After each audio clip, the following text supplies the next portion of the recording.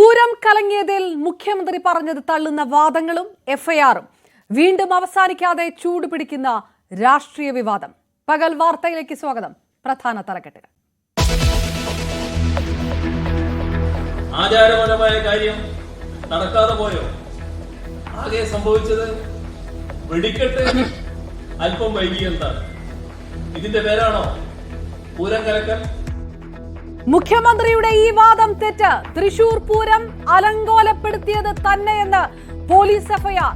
വിശ്വാസം വ്രണപ്പെടുത്തി. നടന്നത് ലഹളയുണ്ടാക്കാൻ ഗൂഢാലോചന. എഫ്ഐആർ ഇട്ട് ഉപദ്രവിച്ചാൽ പ്രതിഷേധമെന്ന് പാറമേക്കാവ് ദേവസ്വം. ഗൂഢാലോചനയല്ല, ഉദ്യോഗസ്ഥ പിഴവ്.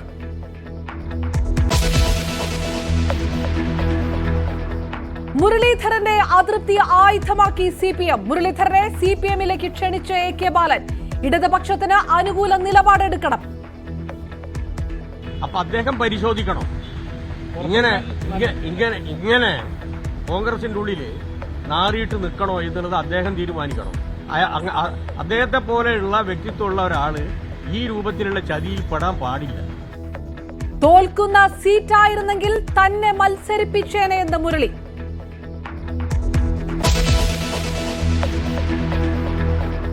പ്രിയങ്ക പ്രചാരണത്തിന് വയനാട്ടിൽ. പാലക്കാട് BJP പ്രചാരണത്തിന് ശോഭാ സുരേന്ദ്രനെത്തും.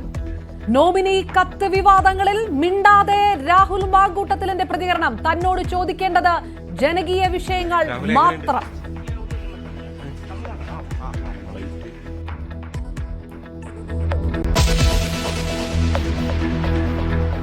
തേങ്കുറിശ്ശി ദുരഭിമാന കൊലയിൽ പ്രതികൾക്ക് ജീവപര്യന്തം. വിധിക്കെതിരെ അപ്പീൽ പോകാൻ അനീഷിന്റെ കുടുംബം. പ്രതീക്ഷിച്ചത് വധശിക്ഷയെന്ന് ഹരിത. ഞങ്ങൾ ഇരട്ട ജീവപര്യന്തമാണ് പ്രതീക്ഷിച്ചത്, പക്ഷെ അതൊന്നുമല്ല ഇവർക്ക് കൊടുത്തത്. ശിക്ഷ കേട്ടിട്ടും കൂസലില്ലാതെ പ്രതികൾ.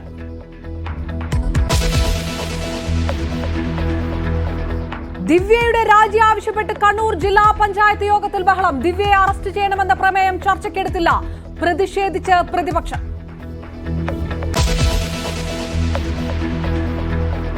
കൊല്ലത്ത് യുവാവിനെ കുത്തിക്കൊന്ന സംഘത്തിലെ 6 പ്രതികൾ പിടിയിൽ. കണ്ണനല്ലൂർ സ്വദേശിയുടെ കൊലപാതകത്തിൽ കലാശിച്ചത് സംഘങ്ങൾ തമ്മിലുള്ള തർക്കം.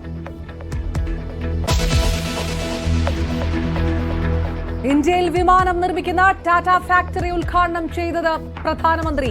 വഡോദരയിലെ എയർക്രാഫ്റ്റ് കോംപ്ലക്സ് ഇന്ത്യയുടെ പുതിയ പ്രതീക്ഷ. എയർബസ് പ്ലാന്റ് സ്പാനിഷ് സഹകരണത്തോടെ. ചടങ്ങിൽ സാന്നിധ്യമായി സ്പാനിഷ് പ്രധാനമന്ത്രി പെഡ്രോ സാഞ്ചസും.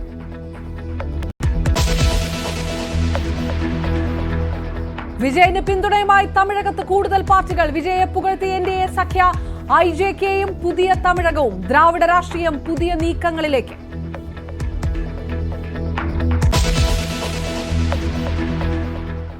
തേങ്കുറിശ്ശി ദുരഭിമാന കൊലപാതകത്തിൽ പ്രതികൾക്ക് ജീവപര്യന്തം.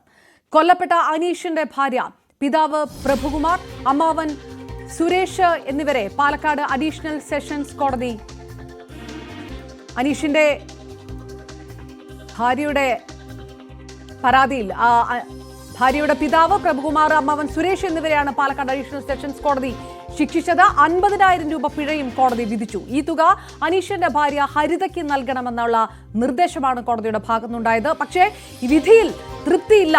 വധശിക്ഷയാണ് പ്രതീക്ഷിച്ചതെന്നായിരുന്നു ഹരിത പ്രതികരിച്ചത്. തനിക്കും അനീഷിന്റെ മാതാപിതാക്കൾക്കും ഇപ്പോഴും ഭീഷണിയുണ്ടെന്നും ഹരിത മാധ്യമങ്ങളോട് പറയുകയും ചെയ്തു.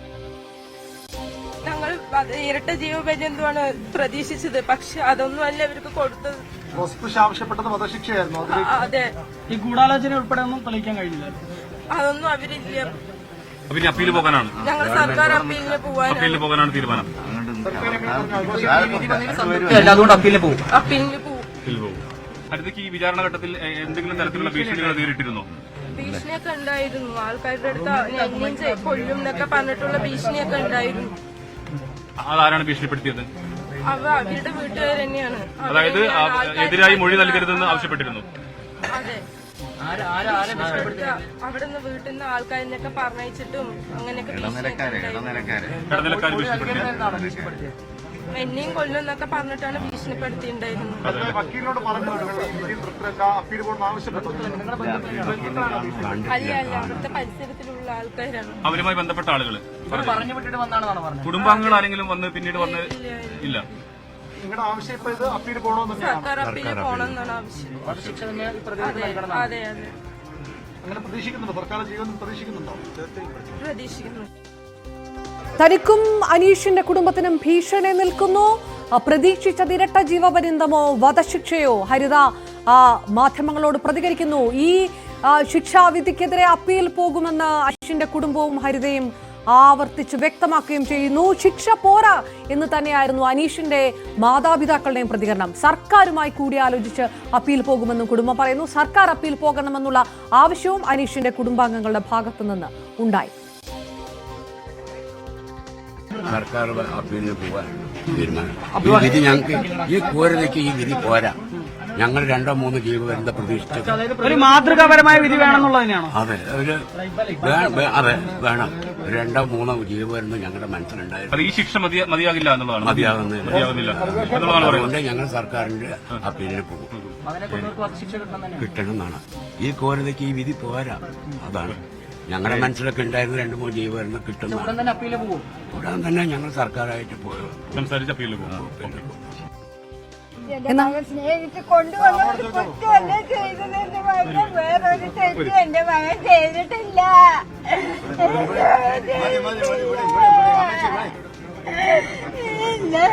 ചെയ്തിട്ടില്ല.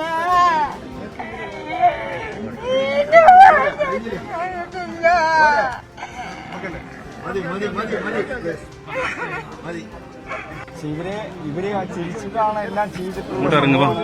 ഇവര് കോടതി വന്നിട്ട് പോലീസ് പോലും നോക്കി നിൽക്കുമ്പോ ഈ പറയുന്ന സംഭവം ഇപ്പോഴും ഇങ്ങനെയാണ് ചെയ്തുകൊണ്ടിരിക്കുന്നത്. അപ്പൊ നമ്മളെന്താണ് ഉറപ്പാണ്, സത്യമാണ്. അതായത് ഒരിക്കലും അപ്പൊ പോലീസിന്റെ സംഗതി ഇതുപോലെയുള്ള സംഭവമാണ് ഇവര് കാണിക്കുന്നത് ഒരിക്കലും.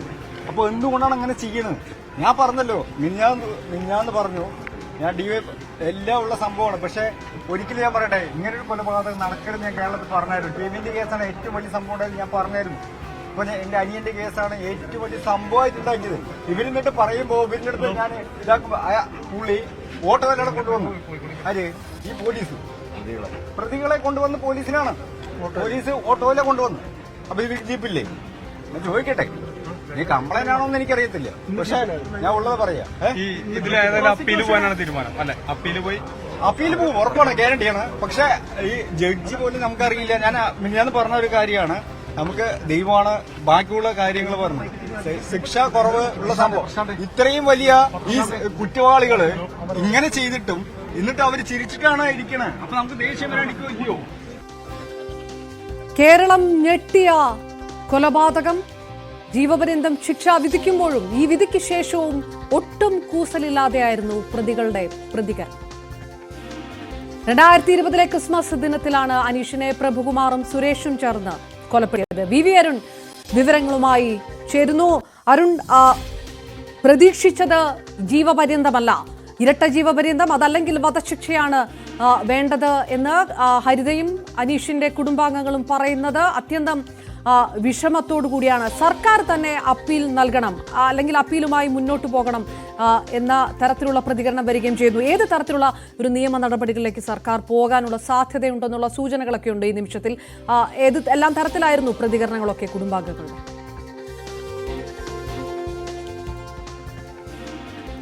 തേങ്കൂർ ശുദ്രൂപാനക്കൊലയിൽ പ്രതികൾക്ക് ജീവപര്യന്തം തടവ് ശിക്ഷയും 50,000 രൂപ പിഴയുമാണ് കോടതി വിധിച്ചത്. പ്രോസിക്യൂഷന്റെ ആവശ്യം ക്യാപിറ്റൽ പണിഷ്മെന്റ്, വധശിക്ഷ, പരമാവധി ശിക്ഷ നൽകണമെന്ന ആവശ്യമാണ് പ്രോസിക്യൂഷൻ വാദത്തിന്റെ എല്ലാ ഘട്ടങ്ങളിലും. അത് പ്രതികൾ കുറ്റക്കാരെന്ന് കണ്ടെത്തിയ ശേഷവും പ്രോസിക്യൂഷൻ ആ നിലപാടാണ് മുന്നോട്ട് വെച്ചത്. പക്ഷേ കോടതി അത് അംഗീകരിച്ചില്ല. ജീവപര്യന്തം ശിക്ഷയാണ് പ്രതികൾക്ക് വിധിച്ചിരിക്കുന്നത്. എന്തുകൊണ്ടാണ് ഗൂഢാലോചനയും അതുപോലെ തന്നെ തെളിവ് നശിപ്പിക്കലും അടക്കമുള്ള ഭീഷണിപ്പെടുത്തൽ അടക്കമുള്ള കുറ്റങ്ങൾ പ്രതികൾക്കെതിരെ കോടതി പോലീസ് ചുമത്തിയിരുന്നു. അതിൽ ഏത് കുറ്റമാണ്, തെളിയിക്കപ്പെടാതെ പോകുന്ന കാര്യമാണ് ഇനി അറിയേണ്ടത്. പ്രോസിക്യൂട്ടറുടെ പ്രതികരണം വളരെ പ്രധാനപ്പെട്ടതാണ്. ഈ ക്രൂരതയ്ക്ക് ഈ ശിക്ഷ പോരാ എന്ന നിലപാടാണ് ഹരിതയും അതുപോലെ തന്നെ അനീഷിന്റെ കുടുംബാംഗങ്ങളും മാധ്യമങ്ങളോട് പറഞ്ഞത്. നമുക്കറിയാം, വലിയ സ്വാധീനമുള്ള വലിയ സാമ്പത്തിക ശേഷിയുള്ള കുടുംബമായിരുന്നു ഹരിതയുടേത്. വലിയ ഭീഷണി ഓരോ ഘട്ടത്തിലും, കേസിന്റെ ഓരോ ഘട്ടത്തിലും ഭീഷണിയും സമ്മർദ്ദവും ഹരിതയും അനീഷിന്റെ കുടുംബാംഗങ്ങളും നേരിട്ടു. തൊട്ടടുത്ത് താമസിക്കുന്ന 2 കുടുംബങ്ങൾ, അവിടെ അതിൽ ഒരു യുവാവിനെയാണ് ഇങ്ങനെ കൊലപ്പെടുത്തിയത്. ദുരഭിമാനത്തിന്റെ പേരിലുള്ള നീചമായ ജാതിബോധത്തിന്റെ പേരിലുള്ള കൊലപാതകമാണ് നടന്നത്. അതിക്രൂരമായ കൊലപാതകമായിരുന്നു. മാത്രമല്ല, ഈ ഹരിതയുടെയും അനീഷിന്റെ വിവാഹശേഷം പോലീസ് സ്റ്റേഷനിൽ ഒത്തുതീർപ്പ് ചർച്ചയ്ക്ക് വിളിക്കുമ്പോൾ അവിടെ വച്ചും ഹരിതയുടെ പിതാവ് പ്രഭുകുമാർ 88 ദിവസങ്ങൾക്ക് അപ്പുറം നിന്റെ താലിമാല കാണില്ല എന്ന് അവിടെ വച്ചും ഭീഷണിപ്പെടുത്തിയിരുന്നു. ആ പറഞ്ഞ 88ാം നാൾ തന്നെയാണ് ഈ കൊലപാതകം നടന്നതെന്ന് കൂടി ശ്രദ്ധേയമാണ്. അത് കഴിഞ്ഞ ദിവസം ഹരിത നമ്മോട് പറഞ്ഞപ്പോൾ അക്കാര്യം വെളിപ്പെടുത്തിയിരുന്നു. ഈ വിവാഹത്തിന് മുമ്പും ശേഷവും കൊലപാതകത്തിന് ശേഷം വലിയ ഭീഷണിയാണ് ഈ കുടുംബത്തിന് നേരിടേണ്ടി വന്നത്. ഇപ്പോഴും അവർക്ക് ഭയമുണ്ട്. എങ്ങനെയാണ് ഇനിയും ഈ പ്രതികൾക്ക് ചെറിയ ശിക്ഷ, ജീവപര്യന്തം സ്വാഭാവികമായും 4 വർഷത്തിലേറെ അവർ ഇപ്പോഴും ജയിലിലാണ്. അവർ പുറത്തു വന്നാൽ എങ്ങനെ ജീവിക്കുമെന്ന ചോദ്യമാണ് ഹരിതയും അതുപോലെ അനീഷിന്റെ കുടുംബാംഗങ്ങളും മുന്നോട്ട് വയ്ക്കുന്നത്. അതുകൊണ്ടാണ് ഈ കേസിൽ അപ്പീൽ പോകണമെന്ന ആവശ്യം അവർ ഉയർത്തുന്നത്. സർക്കാരിനോടും അക്കാര്യം ആവശ്യപ്പെടും. പ്രോസിക്യൂഷനാണ് സ്വാഭാവികമായും അപ്പീൽ സമർപ്പിക്കേണ്ടത്. ഈ കേസിലെ പ്രോസിക്യൂട്ടറുടെ പബ്ലിക് പ്രോസിക്യൂട്ടർ പ്രതികരണം ഇതുവരെയും ലഭ്യമായിട്ടില്ല. പ്രതികളും ഇപ്പോഴും കോടതിയിൽ തന്നെയാണുള്ളത്. അവരെ അല്പസമയത്തിനകം കോടതി നടപടി പൂർത്തിയാക്കി ജയിലിലേക്ക് മാറ്റും. അതിനുശേഷം അഭിഭാഷകന്റെ പ്രോസിക്യൂട്ടറുടെ പ്രതികരണവും പ്രതീക്ഷിക്കുന്നു. എവിടെയാണ് പ്രോസിക്യൂഷന് ഈ എല്ലാ കുറ്റങ്ങളും തെളിയിക്കാൻ കഴിയാതെ പോയത്, എന്തുകൊണ്ടാണ് എന്ന കാര്യത്തിലൊക്കെ ഒരു വിശദീകരണം പ്രോസിക്യൂട്ടറുടെ ഭാഗത്ത് തന്നെ ഉണ്ടായേക്കും. അപ്പീൽ പോകണമെന്ന കുടുംബത്തിന്റെ ആവശ്യത്തിലും സർക്കാരിന്റെ തീരുമാനം അധികം വൈകാതെ ഉണ്ടാകുമെന്നാണ് പ്രതീക്ഷിക്കുന്നത്. അപർണ, അരുൺ പറഞ്ഞതുപോലെ തന്നെ, അതായത് പ്രതികൾ അടക്കം, സാക്ഷികളടക്കം മൊഴി മാറ്റിയ സാഹചര്യം ഉണ്ടായ കേസ് കൂടിയാണ്. അപ്പോൾ സ്വാഭാവികമായിട്ടും എവിടെയാണ് ഈ ലൂപ്പ് ഹോൾ സംഭവിച്ചത് എന്നുള്ള പ്രോസിക്യൂഷൻ തന്നെ വ്യക്തമാക്കേണ്ട ഒരു സാഹചര്യം. കുടുംബാംഗങ്ങളുടെ ഈ വിഷമം കണക്കിലെടുത്തുകൊണ്ട് അപ്പീൽ പോകുക എന്നുള്ളൊരു തീരുമാനത്തിലേക്ക് സർക്കാർ കടക്കുമോ എന്ന് കണ്ടറിയേണ്ടിയിരിക്കുന്നു.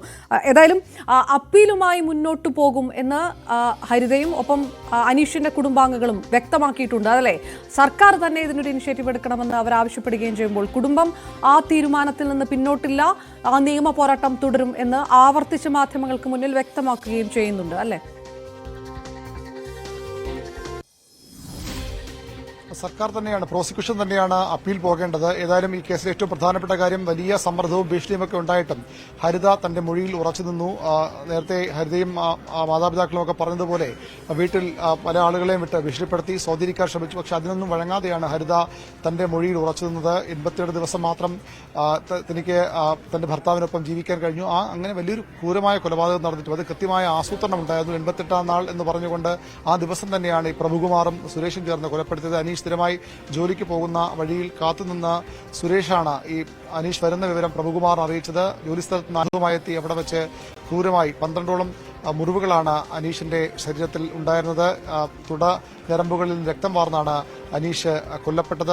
ആ രീതിയിൽ അതിക്രൂരമായ കൊലപാതകം, കൃത്യമായ ആസൂത്രണത്തോടുള്ള കൊലപാതകം. പക്ഷെ അപ്പോഴും ഈ ആരോപണത്തിൽ നിന്ന് അല്ലെങ്കിൽ മൊഴി മാറ്റാനോ ഒരു സമ്മർദ്ദത്തിന് കീഴ്പ്പെടാനോ ഹരിത തയ്യാറായില്ല. അതുതന്നെയാണ് കേസ് നിർണായകമായത്. പക്ഷെ അപ്പോഴും ചില ലിങ്കുകൾ സ്വാഭാവികമായും ഇതിൽ മിസ്സിംഗ് ആയി തുടരുന്നുണ്ട്. അതുകൊണ്ടാകാം ഒരുപക്ഷെ ഈ എല്ലാ സെക്ഷനുകളും, എല്ലാ കുറ്റാരോപണങ്ങളും തെളിയിക്കാൻ പ്രോസിക്യൂഷന് കഴിയാതെ പോയത്. അത് ഏതെല്ലാം കുറ്റങ്ങളിലാണ് ശിക്ഷ വിധിച്ചെന്ന കാര്യത്തിലൊക്കെ പ്രോസിക്യൂട്ടറുടെ പ്രതികരണം വന്ന ശേഷം നമുക്ക് പറയാൻ കഴിയും. സ്വാഭാവികമായും അപ്പീൽ പോകണമെന്ന കുടുംബത്തിന്റെ ആവശ്യം സർക്കാർ പരിഗണിക്കുമെന്ന് തന്നെയാണ് കരുതേണ്ടത്. അങ്ങനെ ഒരു പ്രതീക്ഷയും കുടുംബം മുന്നോട്ട് വയ്ക്കുന്നു. അരുൺ, ഒരു കാര്യം കൂടെ, സാമൂഹ്യനീതി ഉറപ്പായോ ഹരിതയ്ക്ക്, അനീഷിന്റെ കുടുംബാംഗങ്ങൾക്ക് എന്നുള്ളൊരു ചോദ്യം ബാക്കി നിൽക്കുമ്പോൾ പോലും ഈ ഹരിത പറയുന്ന വിഷയം, ഇപ്പോഴും ഭീഷണി തുടരുകയാണ്, ഇപ്പോഴും തനിക്കെതിരെ ഭീഷണിയുണ്ട് എന്ന് പറയുന്നത് അത്യന്തം ഗൗരവകരമായിട്ട് എടുക്കേണ്ട ഒരു വിഷയമുണ്ട്. അതിന്റെ ഒരു നിയമപരമായ വിഷയം വശം ഉയർത്തപ്പെടുന്നുണ്ടോ ഈ സാഹചര്യത്തിൽ? തീർച്ചയായും ഈ കേസിലെ പ്രത്യേകത എന്ന് പറയുമ്പോൾ ഒരു ഗ്രാമത്തിൽ വളരെ അടുത്തടുത്ത് താമസിക്കുന്ന അടുത്ത 2 വീടുകളിൽ താമസിക്കുന്ന കുടുംബാംഗങ്ങൾ, വളരെ ചെറുപ്പം മുതൽ പരസ്പരം കണ്ട് വളർന്നവർ, അവർക്ക് ഇത്തരമൊരു താഴ്ന്ന ജാതിയിൽ ജനിച്ചയാളാണ് അനീഷ് എന്ന ഒരു അധമ ബോധ്യമാണ് ഈ സ്വാഭാവികമായി പ്രതികൾക്ക് ഉണ്ടായത്. അതുകൊണ്ടാണ് ആ ഒരു കൊലപാതകം നടന്നത്. വലിയ സാമ്പത്തിക ശേഷിയുള്ള കുടുംബമാണ് ഹരിതയുടേത്. സമൂഹത്തിൽ ഉയർന്ന പദവി അല്ലെങ്കിൽ ഉയർന്ന തലത്തിൽ ജീവിക്കുന്നവരാണെന്ന് ധരിക്കുന്നവരാണ് ആ കുടുംബം. അതുകൊണ്ട് തന്നെ എല്ലാ സ്വാധീനവും അവർക്കുണ്ട്. അതുകൊണ്ടാണ് ഈ കുടുംബം ഇപ്പോഴും ഹരിതയും അതുപോലെ അനീഷിന്റെ കുടുംബവും വളരെ ചെറിയ വീടെന്ന് പറയാൻ മാത്രം കഴിയുന്ന ഒരു സംവിധാനത്തിൽ താമസിക്കുന്നവരാണ് അനീഷും കുടുംബവും. അവിടെയാണ് ഹരിത 4 വർഷമായി താമസിക്കുന്നത്. ആ ഭീതിയാണ് ഹരിതയ്ക്ക് പുറത്തു പോകണമെങ്കിൽ പോലും ആരുടെയെങ്കിലും പിന്തുണ വേണം, അല്ലാതെ കുട്ടി പുറത്തു പോകുന്നില്ല. ഈ കൊലപാതകം നടക്കുമ്പോൾ ഹരിത +2 കഴിഞ്ഞിരുന്ന ഒരു പെൺകുട്ടിയായിരുന്നു. അതിനുശേഷം അവൾ BBA പാസ്സായി ജോലിക്കുള്ള ശ്രമങ്ങൾ നടത്തുന്നത്. അപ്പോഴും പുറത്തു പോകണമെങ്കിൽ വലിയ ഭയപ്പാടോടുകൂടിയാണ് അവർ പോകുന്നത്. അതുകൊണ്ടാണ് ഈ പ്രതികൾക്ക് ചെറിയ ശിക്ഷ ലഭിക്കുകയും അവർ വൈകാതെ പുറത്തു വരികയും ചെയ്താൽ എങ്ങനെ ജീവിക്കുമെന്ന ചോദ്യം ആ കുടുംബം മുന്നോട്ട് വയ്ക്കുന്നത്. സ്വാഭാവികമായും ആ സർക്കാർ തന്നെയാണ് അതിനും മറുപടി പറയേണ്ടത്. VV അരുൺ വിവരങ്ങൾ നൽകിയത്. ഏതായാലും ജീവപര്യന്തമല്ല, വേണ്ടത് വധശിക്ഷയാണ് എന്നുള്ള ആവശ്യത്തിൽ ഉറച്ചു നിൽക്കുന്നു ഹരിതയും അനീഷിന്റെ കുടുംബവും. സർക്കാർ അപ്പീൽ പോകണമെന്നുള്ള ആവശ്യം കുടുംബം ശക്തമായി ഉന്നയിക്കുകയും ചെയ്യുന്നു. പ്രോസിക്യൂട്ടർ ഇതുവരെ മാധ്യമങ്ങളോട് പ്രതികരിച്ചു. തൃശൂർ പൂരം കലങ്ങിയിട്ടില്ല എന്ന മുഖ്യമന്ത്രിയുടെ വാദം തള്ളി FIR. ഒരു വിഭാഗത്തിന്റെ വിശ്വാസം വ്രണപ്പെടുത്തി ലഹളയുണ്ടാക്കാൻ ശ്രമം നടന്നുവെന്നാണ് FIRലെ പരാമർശം. എന്നാൽ FIR ഇട്ടതിനെതിരെ ദേവസ്വങ്ങൾ രംഗത്ത് വന്നെങ്കിലും മുൻ നിലപാട് മയപ്പെടുത്തുകയാണ്. മുഖ്യമന്ത്രിയുടെ പരാമർശത്തിൽ രാഷ്ട്രീയ വിവാദവും ചൂടുപിടിക്കും. തൃശൂർ പൂരം കലങ്ങിയതല്ല, വെടിക്കെട്ട് വൈകിയത് മാത്രമാണെന്നുള്ള മുഖ്യമന്ത്രിയുടെ നിലപാട് പൂർണ്ണമായും തള്ളുന്നതാണ് തൃശൂർ ടൗൺ ഈസ്റ്റ് പോലീസ് എടുത്ത FIRൽ വ്യക്തമാകുന്നത്.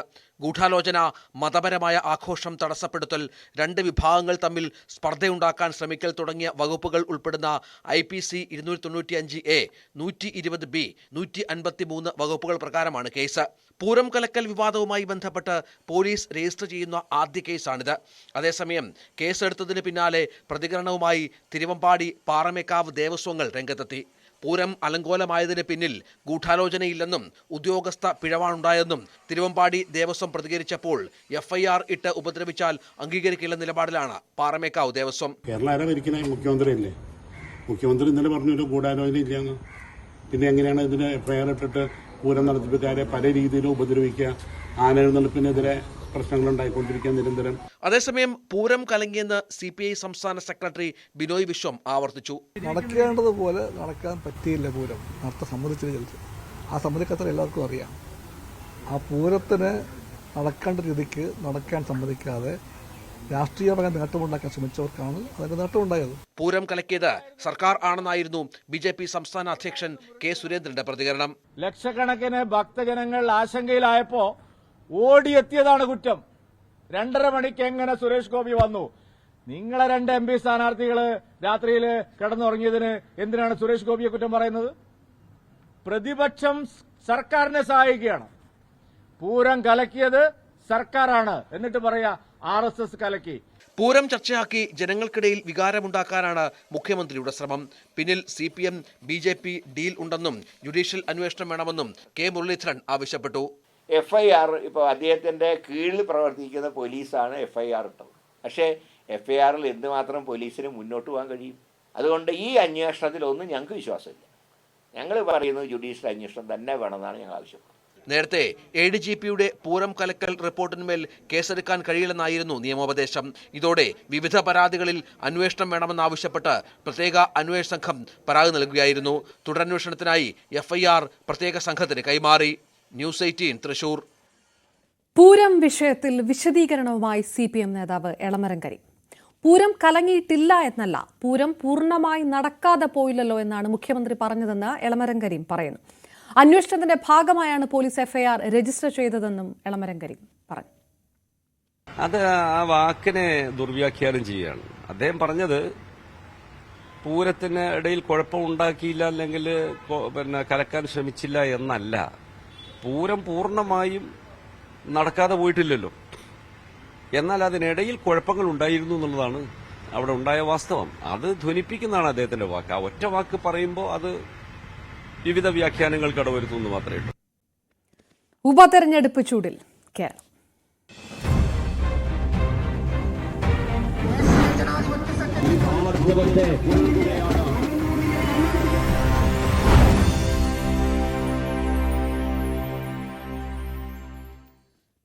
വിവാദം തെരഞ്ഞെടുപ്പ് രംഗത്ത് മുഖ്യ ആയുധമാക്കുകയാണ് LDF. കോൺഗ്രസിൽ അവഗണന നേരിടുന്ന കെ മുരളീധരനെ ഇടതുമുന്നണിയിലേക്ക് സ്വാഗതം ചെയ്തുകൂടിയാണ് AK ബാലന്റെ നീക്കം. പാലക്കാട് അവഗണന നേരിട്ടതിലുള്ള അതൃപ്തി കെ മുരളീധരൻ പരസ്യമാക്കുകയും ചെയ്തിട്ടുണ്ട്. ഉപജാപങ്ങളുടെ നേതാവ് VD സതീശനും ഷാഫി പറമ്പിൽ കിങ്കരനുമാണെന്നായിരുന്നു മന്ത്രി MP രാജേഷിന്റെ പരിഹാസം. പരസ്യ പ്രതികരണം ഒഴിവാക്കി കത്ത് വിവാദം അവസാനിപ്പിക്കാനാണ് കോൺഗ്രസ് നീക്കം. എന്നാൽ CPM DCCയുടെ കത്ത് പരമാവധി ചർച്ചയാക്കുന്നു. കെ മുരളീധരന് പാർട്ടിയിൽ നേരിടേണ്ടി വരുന്ന അവഗണന സൂചിപ്പിച്ചുകൊണ്ടാണ് AK ബാലന്റെ നീക്കം. മുരളിക്ക് ഇടതുപക്ഷത്തേക്ക് സ്വാഗതം. കെ കരുണാകരൻ രാജിവെച്ച് പുത്തരിക്കണ്ടം മൈതാനിയിൽ ഏതാണ്ടൊരു പകുതി ഗദ്ഗതത്തോടു കൂടിയിട്ടാണ് അദ്ദേഹം പറഞ്ഞത്. ഓർമ്മ ഉണ്ടാവുമല്ലോ, ലോകത്തിൽ ഇങ്ങനെ ഒരു ചതിയന്മാരുടെ പാർട്ടി ഇല്ലാതെ. അതിപ്പോ ഇത് മകന്റെ കാര്യത്തിലും തെളിഞ്ഞിരിക്കുകയാണ്. അപ്പൊ അദ്ദേഹം പരിശോധിക്കണം. ഇങ്ങനെ കോൺഗ്രസിന്റെ ഉള്ളില് നാറിയിട്ട് നിൽക്കണോ എന്നുള്ളത് അദ്ദേഹം തീരുമാനിക്കണം. അദ്ദേഹത്തെ പോലെയുള്ള വ്യക്തിത്വമുള്ള ഒരാള് ഈ രൂപത്തിലുള്ള ചതിയിൽ പെടാൻ പാടില്ല. അത് അന്നേരമുള്ള കാര്യമല്ലേ. പാലക്കാട് സീറ്റ് വിവാദത്തിലുള്ള അതൃപ്തി കെ മുരളീധരനും പരസ്യമാക്കുന്നു. തോൽവി ഉറപ്പായിരുന്നുവെങ്കിൽ തന്നെ പാലക്കാട് മത്സരിപ്പിച്ചേനെയെന്ന് പരിഹാസം. കാരണം ഞാൻ പറഞ്ഞ പാലക്കാട് അങ്ങനെ ഒരു സാന്നിധ്യം ആവശ്യമില്ല. അത് എനിക്കും അറിയാം. പാലക്കാട് ഇന്നത്തെ നിലയ്ക്ക് UDFന് നന്നായി ജയിക്കാവുന്നൊരു കോൺസ്റ്റിറ്റ്യുവൻസിയാണ്. എന്തൊക്കെ വിവാദങ്ങൾ ഉണ്ടായാലും ശരി, നല്ല ഭൂരിപക്ഷത്തിന് പാലക്കാട് UDF ജയിക്കും. തോൽവി മുന്നിൽ കാണുന്ന ഒരു ഇലക്ഷൻ ആണെങ്കിൽ തീർച്ചയായിട്ടും എന്നെ പ്ലേസ് ചെയ്യും പാർട്ടി. അതിൽ യാതൊരു സംശയവുമില്ല. VD സതീശനെയും ഷാഫി പറമ്പലിനെ കടന്നാക്രമിച്ചാണ് DCCയുടെ കത്ത് മന്ത്രി MP രാജേഷ് ചർച്ചയാക്കുന്നത്. എല്ലാത്തിനും പിന്നിൽ സതീശനും ഷാഫിയുമാണ്. ഉപജാപങ്ങളുടെ രാജകുമാരൻ സതീശനും ഷാഫി കിങ്കരനുമെന്ന് രാജേഷിന്റെ പരിഹാസം. പ്രതിപക്ഷ നേതാവ് ഉപജാപങ്ങളുടെ രാജകുമാരനാണ്. ആ ഉപജാപങ്ങളുടെ രാജകുമാരന്റെ കിങ്കരനാണ് ഷാഫി പറമ്പിൽ. അവരിരുവരും ചേർന്ന് നടത്തിയ ഉപജാപം ഇപ്പോ ജനങ്ങളുടെ മുമ്പിൽ വ്യക്തമാവുകയാണ്. പൂരവിവാദം തെരഞ്ഞെടുപ്പ് രംഗത്ത് വിവാദമാകുമ്പോൾ കെ മുരളീധരനെ അവഗണിച്ചുവെന്ന വാദമുയർത്തിയാണ് CPM പ്രതിരോധമുയർത്തുന്നത്. വിഷയത്തിൽ പരസ്യ പ്രതികരണം ഒഴിവാക്കി വിവാദം അവസാനിപ്പിക്കാൻ കോൺഗ്രസും നീക്കം നടത്തുന്നു. ന്യൂസ് 18 പാലക്കാട്. പാലക്കാട് DCCയുടെ കത്ത് പുറത്തുപോയതിൽ K സുധാകരനോട് വിയോജിച്ച UDF കൺവീനർ MM ഹസൻ.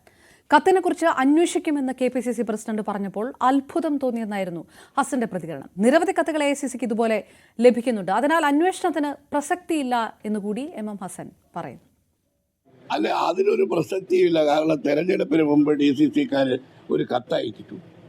ആ കത്ത് എങ്ങനെ പുറത്തു വന്നു എന്നൊന്നും അന്വേഷിക്കേണ്ട ഒരു കാര്യമില്ല. കാരണം അങ്ങനെ AICCക്ക് പോകുന്ന ഒരുപാട് കത്തുകളുണ്ട്. അത് ആര് വിചാരിച്ചാലും ആ കത്ത് കിട്ടും. അത് KPCC പ്രസിഡന്റ് ഇന്നലെ അന്വേഷിക്കുമെന്ന് പറഞ്ഞപ്പോൾ എനിക്ക് അത്ഭുതം തോന്നി. എന്തന്വേഷിക്കാൻ? ഈ AICCക്ക് അയക്കുന്ന കത്ത് രഹസ്യ കത്തല്ലല്ലോ, അതവിടെ AICC ഓഫീസിലുണ്ട്. കെ മുരളീധരനെ സ്ഥാനാർത്ഥിയാക്കണമെന്ന പാലക്കാട് DCCയുടെ കത്തിൽ അന്വേഷണം ഉണ്ടാകില്ല എന്ന സൂചന നൽകുകയായിരുന്നു PC വിശ്വനാഥ്. ആ കത്തിന് ഒരു പ്രസക്തിയുമില്ല എന്ന് വിശ്വനാഥ് പറയുന്നു. അന്വേഷണമില്ല എന്ന് പറയാനാകാത്തത് കൊണ്ടാകാം ഉണ്ടെന്ന് K സുധാകരൻ പറഞ്ഞതെന്നും PC വിശ്വനാഥ് പറഞ്ഞു. കത്ത് എന്ന് പറഞ്ഞത് തന്നെ തെരഞ്ഞെടുപ്പുമായി ബന്ധപ്പെട്ട സ്ഥാനാർത്ഥികളെ ശുപാർശ ചെയ്തുകൊണ്ട് ഇലക്ഷന്റെ സ്ഥാനാർത്ഥിയെ തീരുമാനിക്കുന്നതിന് മുമ്പുള്ള ഒരു കത്താണ്. അപ്പൊ ആ കത്ത് ഇനി ആരെങ്കിലും പുറത്തു വിട്ടതാണോ, അല്ലെങ്കിൽ ഈ കത്ത് തന്നെ കിട്ടിയാൽ തന്നെ ഒരു വലിയ കാര്യം എന്നുള്ളതല്ല. ഇപ്പൊ ഈ കത്ത് നേരെ തന്നെ കൊടുക്കാമായിരുന്നല്ലോ, എന്നാലും കുഴപ്പമില്ല. അങ്ങനെ ഒരു അപകടമുള്ള ഒരു കത്തൊന്നും അല്ല അത്. അപ്പൊ അതുകൊണ്ട് സ്വാഭാവികമായ അന്വേഷിക്കുമെന്ന് ചോദിച്ചാൽ അന്വേഷിക്കുമെന്ന് പറയത്തില്ല, അന്വേഷിക്കണ്ട എന്ന് പറയേണ്ട കാര്യമില്ലല്ലോ. അതിൽ കഴിഞ്ഞൊരു പ്രാധാന്യം അതിനില്ല. 91-ൽ BJPയുടെ പിന്തുണ നേടി CPM കത്ത് നൽകിയെന്നത് കള്ളപ്രചാരണമെന്നായിരുന്നു AK ബാലന്റെ പ്രതികരണം. കത്ത് നൽകിയെന്ന് പറയുന്ന MS ഗോപാലകൃഷ്ണൻ ജീവിച്ചിരുന്ന കാലത്ത് ഈ ആരോപണം വന്നിട്ടില്ല.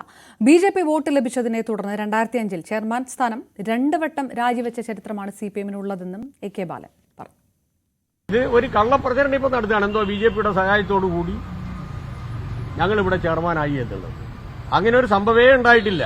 15 കൊല്ലം MS ഗോപാലകൃഷ്ണൻ മരണപ്പെട്ടിട്ട് മരിക്കുന്നവരെ ഒന്നും പറഞ്ഞിട്ടില്ല. ഇപ്പോഴാണ് ഒരു കടലാസ് കാട്ടിയിട്ട് പറയുന്നത്. ഒരു കാര്യം വളരെ വ്യക്തമാണ്, CPIMോ ഇടതുപക്ഷമോ അങ്ങനെ ഒരു കത്തും കൊടുത്തിട്ടില്ല. DCCയുടെ കത്ത് നോമിനി വിവാദങ്ങളൊക്കെ ചൂടുപിടിക്കുന്നു. പലതരത്തിലുള്ള പ്രതികരണങ്ങൾ ഇടത് വലത് മുന്നണി ഭാഗങ്ങളുടെ ഇടയിൽ വരുമ്പോഴും മാധ്യമങ്ങളോട് മൗനം തുടരുകയായിരുന്നു പാലക്കാട്ടെ UDF സ്ഥാനാർത്ഥി രാഹുൽ മാങ്കൂട്ടത്തിൽ. എന്നാൽ ഒരു 11 മണിയോടുകൂടി ഇന്ന് മാധ്യമങ്ങളെ രാഹുൽ കണ്ട ശേഷം പ്രതികരിച്ചത് ജനകീയ വിഷയങ്ങളാണ് തന്നോട് ചോദിക്കേണ്ടത്, അത് ചർച്ച ചെയ്യാത്തതുകൊണ്ടായിരുന്നു താൻ സംസാരിക്കാത്തത്, അതിലാണ് തന്റെ വിയോജിപ്പ് എന്നുള്ള ഒരു പ്രതികരണവും രാഹുൽ മാങ്കൂട്ടത്തിൽ നടത്തി. UDF സ്ഥാനാർത്ഥി രാഹുൽ മാങ്കൂട്ടത്തിന്റെ പര്യടനമാണ് നടക്കുന്നത്. അയ്യപുരം മേഖലയിലാണ്. രാഹുൽ എങ്ങനെയുണ്ട്? സംസാരിക്കില്ലേ? ആണല്ലേ, ഒന്നും പറയാനില്ലേ? രാഹുലിന്റെ ഇന്നത്തെ ഒരു തീരുമാനം മാധ്യമങ്ങളോട് സംസാരിക്കുന്നില്ല എന്നുള്ളതാണ് അറിയിക്കുന്നത്. എന്തായാലും പ്രചരണം തുടരുകയാണ്. എന്തായാലും പരമാവധി വീടുകൾ കയറി ഇറങ്ങി പരമാവധി വോട്ടർമാരെ നേരിൽ കണ്ട് പരമാവധി പ്രവർത്തനങ്ങളുമായിട്ട് UDF ക്യാമ്പ് മുന്നോട്ട് പോകും. എന്തായാലും അതാണ് അദ്ദേഹത്തിനൊപ്പമുള്ളവർ പറയുന്നത്. വീടുകളിൽ കയറി മുന്നോട്ട് പോവുക എന്നുള്ള രീതിയാണ് ഇന്നുള്ളത്. വോട്ടർമാരെ പരമാവധി നേരിൽ കണ്ട് മുന്നോട്ട് പോകുന്നു എന്നുള്ളതാണ്.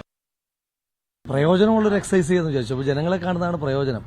നിങ്ങൾക്ക് ഞാൻ എത്ര വെയിറ്റ് നിന്ന് കഴിഞ്ഞാൽ നിങ്ങൾ അതിന്റെ പോസിറ്റീവ്സ് ഒന്നും കൊടുക്കുന്നില്ല. ജനങ്ങളുടെ കുറേ ഇഷ്യൂസ് ഞാൻ പറയുന്നുണ്ട്.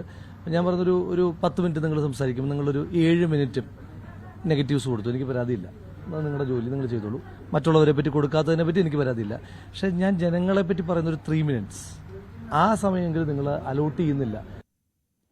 വിവാദങ്ങൾക്കിടെ BJP പ്രചാരണത്തിന് ഇന്ന് ശോഭാ സുരേന്ദ്രൻ മണ്ഡലത്തിലെത്തുകയും ചെയ്യുന്നു. കോൺഗ്രസ് വിട്ട യൂത്ത് കോൺഗ്രസ് മുൻ നേതാവ് AK ഷാനിബ് ഇടത് യുവജന സംഘടനകളുടെ കൂട്ടായ്മ സംഘടിപ്പിക്കുന്ന കൺവെൻഷനിൽ പങ്കെടുക്കുകയും ചെയ്തിരിക്കുന്നു. പാലക്കാട് അംഗം മുറുകുമ്പോൾ ശ്രീജിത്ത് വിവരങ്ങളുമായി ചേരുന്നു. ശ്രീജിത്ത്, ആദ്യം തന്നെ ഈ കത്ത് വിവാദം, നോമിനി വിവാദം നിൽക്കുമ്പോഴും അത് ഇടതുപക്ഷം ആയുധമാക്കുന്നു. അത് UDFനെ പ്രതിരോധത്തിലാക്കിയിട്ടുണ്ട്, പ്രത്യേകിച്ച് UDF സ്ഥാനാർത്ഥിയെ സംബന്ധിച്ചിടത്തോളം. അതുകൊണ്ട് തന്നെ അദ്ദേഹം മാധ്യമങ്ങളിൽ നിന്ന് ഒരകലം കാത്തു സൂക്ഷിക്കുകയായിരുന്നു എന്ന് തന്നെയാണ് മനസ്സിലാക്കേണ്ടത്. അതല്ലാതെ പരിപൂർണമായിട്ടുള്ള ഒരു പ്രതികരണം രാഹുൽ മാങ്കൂട്ടത്തിലെ ഭാഗത്തുനിന്നുണ്ടായില്ല. പറഞ്ഞപ്പോൾ പോലും ജനകീയ വിഷയങ്ങൾ തന്നോട് ചോദിക്കൂ എന്നല്ലാതെ ഈ വിവാദ വിഷയങ്ങളിലൊന്നും ഒരു പ്രതികരണവും ഉണ്ടായിട്ടില്ല. അതായത് ഇടതുപക്ഷം കരുനീക്കങ്ങൾ നടത്തുന്നത് പോലെ ഇത് UDF പാളയത്തെ ഒന്ന് ചകിതമാക്കാൻ കഴിഞ്ഞിട്ടുണ്ട്. അങ്ങനെ ഒരു വിലയിരുത്തൽ ആ ഭാഗത്തുനിന്നുണ്ടോ ശ്രീജിത്ത്?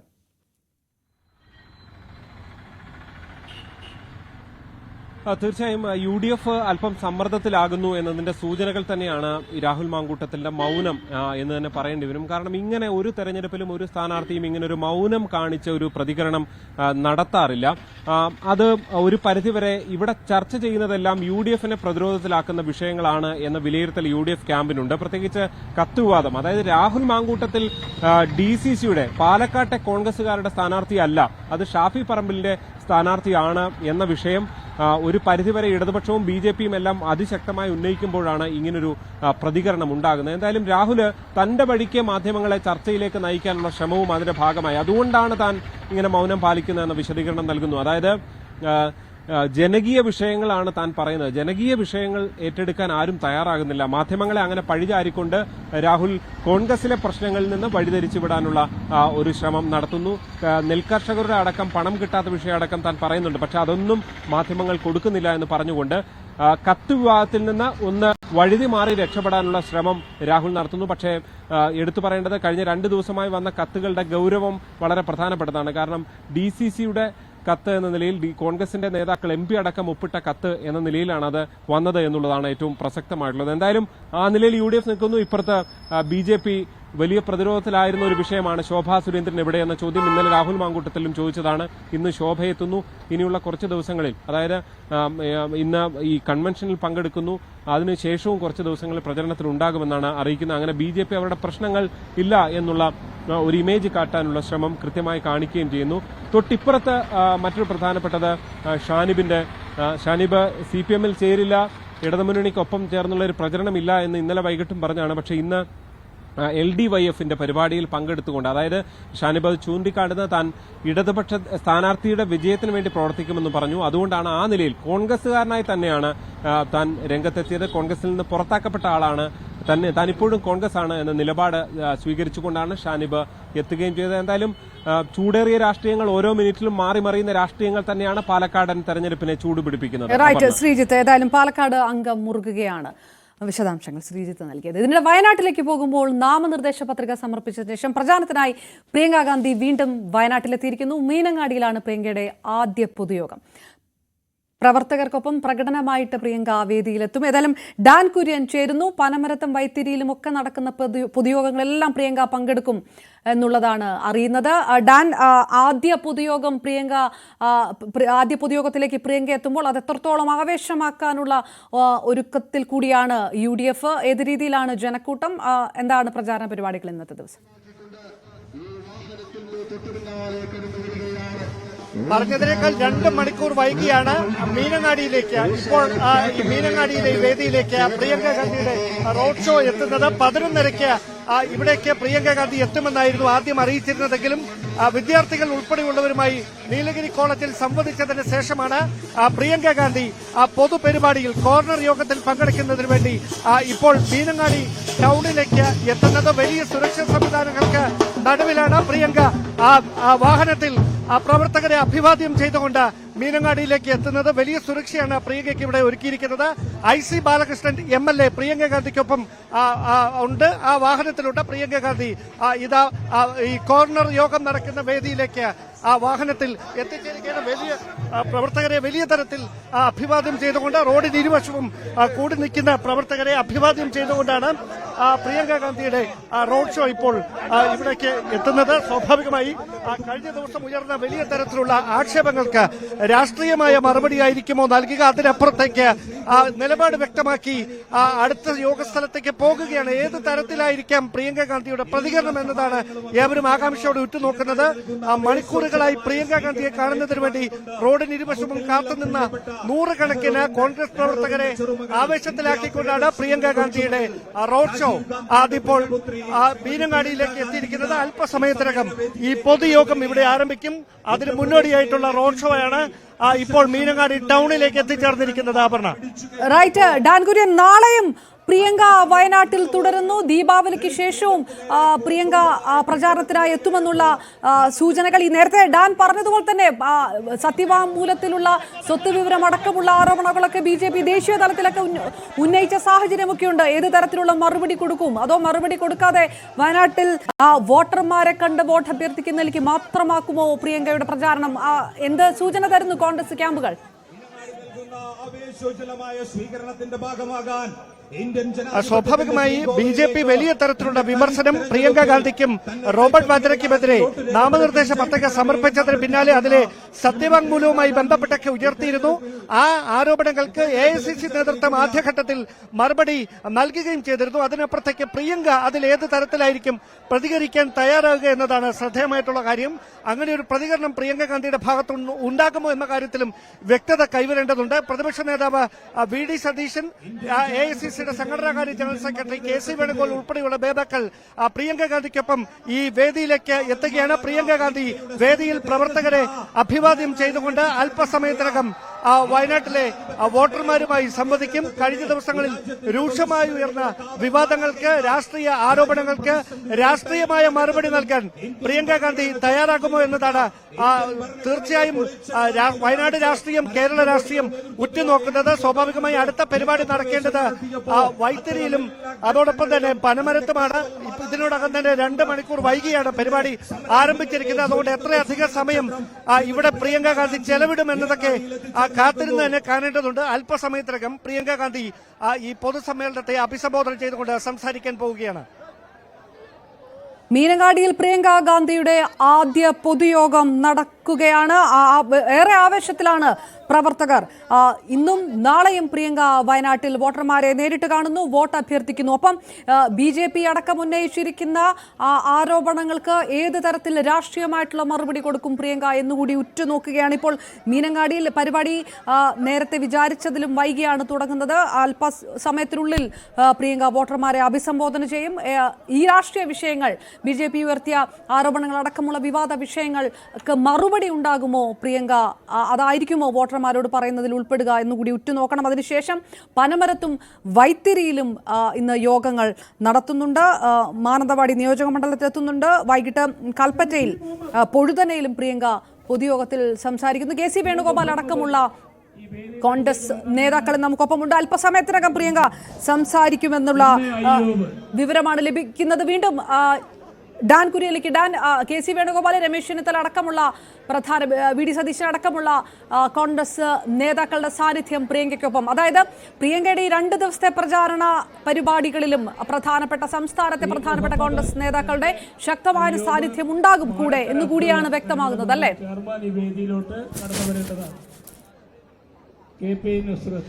തീർച്ചയായിട്ടും അങ്ങനെ തന്നെയാണ്. ദീപാദാസ് മുൻഷി ഉൾപ്പെടെ കേരളത്തിന്റെ ചുമതലയുള്ള AICCയുടെ പ്രതിനിധി ദീപാദാസ് മുൻഷി, അതോടൊപ്പം കെ.സി. വേണുഗോപാൽ, പ്രതിപക്ഷ നേതാവ് വി ഡി സതീശൻ, മുൻ പ്രതിപക്ഷ നേതാവ് രമേശ് ചെന്നിത്തല ഉൾപ്പെടെയുള്ള എല്ലാ നേതാക്കളും പ്രിയങ്ക ഗാന്ധിക്കൊപ്പം വേദിയിൽ എത്തിയിട്ടുണ്ട്. 11:30 എത്തുമെന്നായിരുന്നു ആദ്യം അവർ അറിയിച്ചിരുന്നത്. പക്ഷേ 11 മണിക്ക് ശേഷമാണ് ഹെലികോപ്റ്റർ നീലഗിരിയിലെ താളൂരിലെ നീലഗിരി കോളേജ് ഗ്രൌണ്ടിൽ എത്തിയത്. അവിടെ നിന്നാണ് പ്രിയങ്ക ഗാന്ധി അവിടെയുള്ള വിദ്യാർത്ഥികളുമായി അല്പനേരം സംസാരിച്ചതിന് ശേഷം അവിടെ നിന്ന് വാഹനത്തിൽ ഏതാണ്ട് ഒരു 3/4 മണിക്കൂർ യാത്ര ചെയ്തു വേണം മീനങ്ങാടിയിലേക്ക് എത്താൻ. മീനങ്ങാടി മാർക്കറ്റ് ജംഗ്ഷനിൽ കാത്തുനിന്ന 100 പ്രവർത്തകരെ അഭിവാദ്യം ചെയ്തുകൊണ്ട് അവർക്കൊപ്പം റോഡ് ഷോയുടെ ഭാഗമായാണ് ഇപ്പോൾ മീനങ്ങാടി പോലീസ് സ്റ്റേഷൻ എതിർവശത്ത് പ്രത്യേകം സജ്ജമാക്കിയിരിക്കുന്ന വേദിയിലേക്ക് മുതിർന്ന കോൺഗ്രസ് നേതാക്കൾക്കൊപ്പം എത്തിയിരിക്കുന്നത്. അവിടെ ഈ അധ്യക്ഷ പ്രസംഗമടക്കമുള്ള വലിയ ദീർഘമായ മറ്റ് പ്രസംഗങ്ങളൊന്നുമില്ല. പ്രിയങ്ക ഗാന്ധിയുടെ രാഷ്ട്രീയ പ്രസംഗത്തിലേക്ക് തന്നെയാണ് കടക്കാൻ പോകുന്നത്. അവിടെ കഴിഞ്ഞ ദിവസം നാമനിർദ്ദേശ പത്രിക സമർപ്പിക്കാൻ എത്തിയപ്പോൾ നടത്തിയ പ്രസ്താവനകൾക്ക് അപ്പുറത്തേക്ക് ഏത് തരത്തിലായിരിക്കും ഈ വോട്ടർമാരെ അഭിസംബോധന ചെയ്യുക? കഴിഞ്ഞ ദിവസങ്ങളിൽ രൂക്ഷമായി BJP അടക്കം ഉയർത്തിയിരിക്കുന്ന വിമർശനങ്ങൾക്ക് രാഷ്ട്രീയമായ മറുപടി നൽകാൻ പ്രിയങ്ക ഗാന്ധി തയ്യാറാകുമോ എന്നതാണ് രാഷ്ട്രീയ കേരളം ആകാംക്ഷയോടെ ഉറ്റുനോക്കുന്നത്. സ്വാഭാവികമായി ഇനി 2 പരിപാടികൾ കൂടിയുണ്ട് ഇവിടെ. അതുകൊണ്ട് തന്നെ ഒരു അരമണിക്കൂറിലധികം അവർ ചെലവിടാനുള്ള സാധ്യതയില്ല. അതിനുശേഷം അല്പസമയത്തെ വിശ്രമത്തിനും ഉച്ചഭക്ഷണത്തിനും ശേഷം അടുത്ത പരിപാടി നടക്കുന്നത് മാനന്തവാടി നിയോജക മണ്ഡലത്തിലെ പനമരത്തേക്കായിരിക്കും. ഇവിടെ നിന്ന് പോവുക. തുടർന്ന് വൈകുന്നേരം അവസാന പരിപാടി വൈത്തിരിയിൽ നടക്കുമെന്നാണ് അറിയാൻ കഴിയുന്നത്. നാളെ വണ്ടൂർ, നിലമ്പൂർ ഉൾപ്പെടെയുള്ള മേഖലകളിലാണ്, മറ്റ് മണ്ഡലങ്ങളിലെ തെരഞ്ഞെടുക്കപ്പെട്ട സ്ഥലങ്ങളിലാണ് പ്രിയങ്ക ഗാന്ധിയുടെ റോഡ് ഷോയും അതോടൊപ്പം കോർണർ യോഗങ്ങളും നടക്കുക. എന്തായാലും ഈ യോഗം പ്രിയങ്ക ഗാന്ധി സംസാരിക്കുന്നതിന് മുന്നോടിയായിട്ടുള്ള നടപടികൾ ഇപ്പോൾ ആരംഭിച്ചിരിക്കുകയാണ്. തീർച്ചയായിട്ടും ഡാൻ, അല്പസമയത്തിനകം പ്രിയങ്ക എന്ത് സംസാരിക്കുമെന്ന് തന്നെ ഉറ്റുനോക്കുന്നു. പ്രത്യേകിച്ച് നാമനിർദ്ദേശ പത്രിക സമർപ്പിച്ചപ്പോൾ ഖാർഗെയെ പുറത്തിരുത്തി എന്നതടക്കമുള്ള വിവാദങ്ങളുണ്ട്. ഈ വിവാദങ്ങളൊക്കെ പക്ഷേ കോൺഗ്രസ് പാർട്ടി UDF ഗൗരവമായിട്ട് എടുക്കേണ്ട എന്ന തരത്തിലുള്ള ഒരു നിലപാട് കൂടി സ്വീകരിച്ചിരിക്കുന്നു എന്നുകൂടി വേണം ഈ കഴിഞ്ഞ ദിവസങ്ങളിലുള്ള പ്രതികരണങ്ങൾ നൽകാത്തതിൽ നിന്ന് മനസ്സിലാക്കേണ്ടത്. ഡാൻ കൃത്യമായി നേരത്തെ പറഞ്ഞതുപോലെ കോൺഗ്രസിന്റെ പ്രധാനപ്പെട്ട നേതാക്കളെല്ലാം അവിടെ നിൽക്കുമ്പോൾ വളരെ വലിയൊരു ആത്മവിശ്വാസം കോൺഗ്രസിനെ സംബന്ധിച്ചിടത്തോളം വയനാട്ടുമായി ബന്ധപ്പെട്ട് പ്രിയങ്ക ഗാന്ധിയുടെ സാന്നിധ്യം ദേശീയ തലത്തിൽ കോൺഗ്രസ് ശ്രദ്ധിക്കപ്പെടുന്ന ഒരു തെരഞ്ഞെടുപ്പ് കൂടി. ഈ കഴിഞ്ഞ ഒരാഴ്ചക്കുള്ളിൽ എല്ലാ നിയോജക മണ്ഡലം കൺവെൻഷനുകൾ, എല്ലാ പഞ്ചായത്ത് തല കൺവെൻഷനുകളെല്ലാം പൂർത്തിയാക്കുകയും ചെയ്തിരുന്നു UDF. അതായത് ഈ വോട്ട് നില മെച്ചപ്പെടുത്തുക, ഭൂരിപക്ഷം വർദ്ധിപ്പിക്കുക, അങ്ങനെ അതൊരു കൂടുതൽ ശക്തമായ ഒരു സാന്നിധ്യമാക്കി ഉയർത്താനുള്ള ഒറ്റക്കെട്ടായി നിൽക്കുകയാണ് പാർട്ടി എന്നുള്ള കൃത്യമായ സന്ദേശം നൽകുക പ്രിയങ്ക ഗാന്ധി വോട്ടർമാരെ അഭിസംബോധന ചെയ്തു.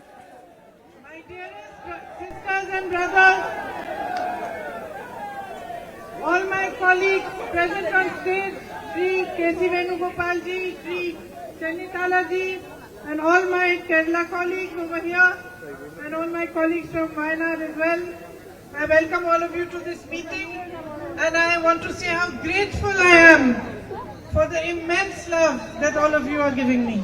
എന്റെ ഏറ്റവും സ്നേഹമുള്ള സഹോദരന്മാരെ, ശ്രീ KC വേണുഗോപാൽജി, രമേശ് ചെന്നിത്തലജി, അതുപോലെ വേദിയിലുള്ള എന്റെ സഹപ്രവർത്തകരെ, വയനാട്ടിലുള്ള എന്റെ സഹപ്രവർത്തകരെ, നിങ്ങളോട് ഞാൻ പറയാൻ ആഗ്രഹിക്കുന്നു, നിങ്ങൾ എനിക്ക് നൽകുന്ന ഇത്രയും വലിയ സ്നേഹത്തിന് ഞാൻ എത്രമാത്രം നിങ്ങളോട് കടപ്പെട്ടിരിക്കുന്നു എന്ന് പറയാൻ ഞാൻ ആഗ്രഹിക്കുന്നു. A few days ago I came to Wayanad to file my nomination papers to become the UDF candidate from Wayanad. കുറച്ച് ദിവസങ്ങൾക്ക് മുമ്പ് ഞാൻ വയനാട്ടിൽ എന്റെ നാമനിർദ്ദേശ പത്രിക സമർപ്പിക്കാൻ ഐക്യ ജനാധിപത്യ മുന്നണിയുടെ വയനാട്ടിലെ സ്ഥാനാർത്ഥിയാകാൻ വേണ്ട നാമനിർദ്ദേശ പത്രിക സമർപ്പിക്കാൻ വേണ്ടി ഞാൻ വയനാട്ടിൽ വന്നു. I was arriving in my hotel at around 8 o'clock at night when on this road I saw 3 or 4 people standing, so I stopped and started speaking to them. അന്ന് നോമിനേഷൻ നാമനിർദ്ദേശ പത്രിക കൊടുക്കാൻ വന്നപ്പോൾ തലേ ദിവസം രാത്രിയിൽ ഞാൻ ഹോട്ടലിലേക്ക് വരുന്ന വഴിയിൽ രാത്രിയായിരുന്നു. ആ സമയത്തിൽ റോഡിൽ 3-4 പേരുണ്ടായിരുന്നു. അവർ നിന്നപ്പോൾ ഞാൻ അവിടെ നിർത്തി. അവരെന്തോ സംസാരിക്കായിരുന്നു, ഞാൻ അവിടെ നിർത്തി. One of them was from the army. അതിൽ ഒരാൾ ആർമിയിൽ നിന്നുള്ള ആളായിരുന്നു. And he spoke Hindi also, so he explained to me that he had traveled all around the country with his job in the army. അദ്ദേഹത്തിന് ഹിന്ദി സംസാരിക്കാൻ അറിയാവുന്ന ഒരാളുണ്ടായിരുന്നു. അദ്ദേഹം എന്നോട് പറയായിരുന്നു, ആർമിയിലായിരുന്ന സമയത്ത് അദ്ദേഹം രാജ്യം മുഴുവൻ സഞ്ചരിച്ച കാര്യം എന്നോട് പറയുകയായിരുന്നു. And he said that my mother wants to meet you. അദ്ദേഹം എന്നോട് പറഞ്ഞു, എന്റെ അമ്മയ്ക്ക് എന്നെ കാണണം എന്ന് അദ്ദേഹം എന്നോട് പറഞ്ഞു. But he said she couldn't walk up to here because she has a problem with her leg. പക്ഷെ അദ്ദേഹം പറഞ്ഞു, റോഡിൽ വരെ പ്രിയങ്കജി കാണാൻ വേണ്ടിയിട്ട് റോഡിൽ വരെ വരാൻ അമ്മയ്ക്ക് പറ്റില്ല, കാരണം അമ്മയുടെ കാലിൽ എന്തോ പ്രശ്നം ഉണ്ടായിരുന്നു, നടക്കാൻ പറ്റില്ല. So I said, take me to your house. And I walked with him towards his house. അപ്പൊ ഞാൻ അദ്ദേഹത്തോട് പറഞ്ഞു, അപ്പൊ ശരി, എന്നാ ഞാൻ നിങ്ങളുടെ വീട്ടിലേക്ക് വരാം, എന്നെ നിങ്ങളുടെ വീട്ടിലേക്ക് കൊണ്ടുപോകും. ഞാൻ അദ്ദേഹത്തിന്റെ കൂടെ അവരുടെ വീട്ടിലേക്ക് നടന്നുപോയി. When I reached his house, it was already dark. And in the veranda of his house, I saw his mother. She was wearing a white long dress. She was waiting. And when she saw me, she had never seen me before. She had never seen me before, but when she saw me, she hugged me and held me as if I was her child. അത് മാത്രമല്ല, ഞാൻ ആ വീട്ടിലേക്ക് നടന്നു പോയപ്പോ രാത്രിയായിരുന്നു. ആ സമയത്ത് വരാന്തയിൽ ഞാൻ അദ്ദേഹത്തിന്റെ അമ്മയെ കണ്ടു. വെള്ള ഡ്രസ്സിലിരിക്കുന്ന അമ്മയായിരുന്നു. ആ അമ്മ എന്നെ ആദ്യമായിട്ട് കാണുകയാണ്. മുമ്പ് അമ്മ എന്നെ കണ്ടിട്ടേയില്ല. പക്ഷെ എന്നെ കണ്ടപ്പോ സ്വന്തം മകളെ പോലെ എന്നെ ആലിംഗനം ചെയ്ത് ആ അമ്മ ചേർത്ത് പിടിക്കുകയായിരുന്നു വയനാട്ടിൽ. And I can truthfully tell you, I did not feel any difference in the way she held me and the way my mother holds me. ഞാൻ നിങ്ങളോട് സത്യസന്ധമായിട്ട് പറയട്ടെ, ആ അമ്മ എങ്ങനെ എന്നെ ആലിംഗനം ചെയ്ത് ചേർത്ത് പിടിച്ചപ്പോ എന്റെ അമ്മ എന്നെ ആലിംഗനം ചെയ്യുന്നതും ആ അമ്മ എന്നെ ആലിംഗനം ചെയ്തതും തമ്മിൽ ഒരു വ്യത്യാസവും എനിക്ക് തോന്നിയില്ല എന്ന് ഞാൻ നിങ്ങളോട് പറയുകയാണ്. She held my hand and took me in her home. She made me sit down and she put her rosary in my hand. അത് മാത്രമല്ല, ആ അമ്മ എന്റെ കൈ പിടിച്ചു എന്നെ വീട്ടിൽ കൊണ്ടുപോയി അവിടെ ഇരുത്തി. അത് മാത്രമല്ല, ആ അമ്മയുടെ കയ്യിലുണ്ടായിരുന്ന കൊന്ത എന്റെ കയ്യിൽ വെച്ച് തന്നു. Her name is Frisia and she told me, this rosary you give to your mother. അത് മാത്രമല്ല, അമ്മയുടെ പേരെന്തായിരുന്നു അറിയോ? ഫ്രീസിയ. എന്റെ കയ്യിൽ കൊന്ത വെച്ച് തന്നിട്ട് ആ അമ്മ എന്നോട് പറഞ്ഞു, ഈ റോസറി, ഈ കൊന്ത കൊണ്ടുപോയി നിങ്ങളുടെ അമ്മയ്ക്ക് കൊടുക്കണം, അതായത് സോണിയ മാമിന് കൊടുക്കണം എന്നാണ് ആ അമ്മ എന്നോട് പറഞ്ഞത്. I felt like I have not even stepped into Wayanad and I already have a mother here. അത് മാത്രമല്ല, എനിക്ക് എന്താ തോന്നിയെന്നറിയോ? ഞാൻ വയനാട്ടിലോടൊന്ന് കാലെടുത്ത് വെച്ചതേ ഉള്ളൂ, അപ്പോഴേ എനിക്ക് ഇവിടെ ഒരു അമ്മയെ കിട്ടിയെന്നാണ് അന്നത്തെ ദിവസം എനിക്ക് തോന്നിയത്. That is how you made me feel. In the first moment that I stepped onto your soil. നിങ്ങളുടെ ഈ മണ്ണിൽ, വയനാടിന്റെ മണ്ണിൽ ആദ്യത്തെ പ്രാവശ്യം കാലെടുത്ത് വെച്ചപ്പോ വയനാട്ടുകാരായി നിങ്ങൾ എന്നെ അങ്ങനെയാണ് എനിക്ക് തോന്നിപ്പിച്ചത്. എനിക്കൊരു അമ്മയെ തന്നതുപോലെയാണ് നിങ്ങൾ എന്നെ തോന്നിപ്പിച്ചത്. When I was sitting next to Frisia and she handed me the rosary, it reminded me immediately of when I was 19 years old. ഞാൻ ഫ്രേസിയ എന്ന് പറയുന്ന അമ്മയുടെ അടുത്തിരുന്നപ്പോ ആ അമ്മ എന്റെ കയ്യിൽ കൊന്ത തന്നപ്പോഴൊക്കെ ഞാൻ 19 വയസ്സ്, എനിക്ക് 19 വയസ്സുണ്ടായിരുന്ന ആ സമയത്തെ കുറിച്ചാണ് ഞാൻ ആലോചിച്ചത്. My father had just died and maybe 6 or 7 months later, Mother Teresa had come to my house to meet my mother. എന്റെ അച്ഛൻ മരിച്ച സമയമായിരുന്നു. ആ സമയം ഒരു 5-6 മാസം കഴിഞ്ഞ ശേഷം ഒരു പ്രാവശ്യം മദർ തെരേസ എന്റെ വീട്ടിൽ എന്റെ അമ്മയെ കാണാൻ വന്ന സമയമായിരുന്നു. I had fever, so I was lying down in my bed. I didn't go out of the room. ആ സമയത്ത് എനിക്ക് പനി പിടിച്ചിരിക്കുകയായിരുന്നു. അതുകൊണ്ട് ഞാൻ മദർ തെരേസ വന്നപ്പോൾ ഞാൻ കാണാൻ പോയില്ല. ഞാൻ എന്റെ റൂമിൽ തന്നെ ബെഡിൽ കിടക്കുകയായിരുന്നു. But she asked to see me and she came into my room and she sat by my bedside and she put her hand on my head. പക്ഷെ മദർ തെരേസ എനിക്ക് പോയി കാണാൻ പറ്റിയില്ല. പക്ഷെ എന്നെ കാണണമെന്ന് പറഞ്ഞ് ആ റൂമിൽ വന്നു. ഞാൻ കിടക്കുകയായിരുന്നു. അമ്മ എന്റെ തലയിൽ ഇങ്ങനെ കൈവച്ചു. And just like Frisia, she took my hand and she put her rosary in my hand. ഇപ്പോ കഴിഞ്ഞ പ്രാവശ്യം വയനാട്ടിൽ വന്നപ്പോൾ ഫ്രേസിയ എന്ന അമ്മ എന്റെ കയ്യിൽ ആ കൊന്ത വെച്ച് തന്നതുപോലെ അന്ന് മദർ തെരേസ എന്റെ കൈ പിടിച്ച് മദർ തെരേസയുടെ കയ്യിലിരുന്ന കൊന്ത എന്റെ കയ്യിൽ വെച്ച് തന്നു. And I think she saw that I was suffering because my father had died and I was troubled. And she probably may have realized that maybe I had fever because I was suffering and I was sad. ആ സമയം എൻ്റെ അച്ഛൻ മരിച്ചു കഴിഞ്ഞ സമയമായിരുന്നു. അന്ന് mother തെരേസയ്ക്ക് മനസ്സിലായിട്ടുണ്ടാവും ഞാൻ വലിയ ബുദ്ധിമുട്ടിലൂടെ കടന്നു പോവുകയാണ്, ഞാൻ വിഷമിച്ചിരിക്കുകയാണ്, ഞാൻ കഷ്ടപ്പാടിലൂടെ കടന്നു പോവുകയാണ്, അതുകൊണ്ടാണ് എനിക്ക് പണി പിടിച്ചതെന്നൊക്കെ മനസ്സിലാക്കിയിട്ടാവും ഒരുപക്ഷെ ആ കൊന്ത എൻ്റെ കയ്യിൽ വെച്ച് തന്നത്. And she said to me, "You come and work with me." അന്ന് മദർ തെരേസ എന്നോട് പറഞ്ഞു, എന്റെ കൂടെ വന്ന് നിങ്ങൾ ജോലി ചെയ്യൂ, എന്റെ കൂടെ വന്ന് പ്രവർത്തിക്കൂ എന്ന് പറഞ്ഞു. So about 5 or 6 years later, after I got married and I had my own home, I went to work with Mother Teresa's sisters in Delhi. വിവാഹം കഴിഞ്ഞ് 5-6 വർഷങ്ങൾക്ക് ശേഷം എന്റെ വിവാഹം കഴിഞ്ഞ് എനിക്ക് സ്വന്തം കുടുംബമൊക്കെ ആയ ശേഷം മദർ തെരേസയുടെ സിസ്റ്റേഴ്സ് ഓഫ് ചാരിറ്റിയുടെ ഒപ്പം പ്രവർത്തിക്കാൻ വേണ്ടി ഞാൻ ഡൽഹിയിൽ പോയി. So I started, my job was to teach the little children there some English and some Hindi. എന്റെ ആദ്യത്തെ അവിടുത്തെ തൊഴിൽ മദർ തെരേസയുടെ സന്യാസി സമൂഹത്തോട് ചേർന്ന് പ്രവർത്തിക്കുമ്പോൾ അവിടെയുള്ള കൊച്ചു കുട്ടികളെ ഇംഗ്ലീഷ് പഠിപ്പിക്കുക, ഹിന്ദി പഠിക്കുക എന്നൊക്കെയുള്ള ജോലി ചെയ്താണ് ഞാൻ അവിടെ തുടങ്ങിയത്. This is the first time that I am talking about this in public, but it has a context. ഞാൻ ജീവിതത്തിൽ ആദ്യമായിട്ടാണ് ഒരു പൊതുവേദിയിൽ ഇത്തരം കാര്യങ്ങളെക്കുറിച്ച് ഈ കാര്യങ്ങളൊക്കെ പറയുന്നത്. പക്ഷെ ഇന്ന് നിങ്ങളോട് അത് പറയാൻ ഒരു സാഹചര്യമുണ്ട്. So my job was to teach the children, but on Tuesdays we also cleaned the bathrooms, we washed and mopped the floors. I had to cook the food sometimes we taught them how to paint, sometimes we took them for outings. കുട്ടികളെ പഠിപ്പിക്കുകയായിരുന്നു എന്റെ ജോലി. പക്ഷെ ചില ദിവസങ്ങളിൽ എനിക്ക് പാചകം ചെയ്യേണ്ടി വരും. ചൊവ്വാഴ്ച ദിവസങ്ങളിൽ പാചകം ചെയ്യണം, അവിടെ ഒക്കെ വൃത്തിയാക്കേണ്ടി വരും. കുട്ടികളെ ചിലപ്പോൾ പെയിന്റ് ചെയ്യാൻ പഠിപ്പിക്കേണ്ടി വരും, ചിലപ്പോൾ ഈ കുട്ടികളെ കൊണ്ട് പുറത്തു പോകേണ്ടി വരും. ഇതൊക്കെയാണ് അവിടെ ചെയ്തിരുന്നത്. And by working with them, I began to understand their suffering and their pain and what service means.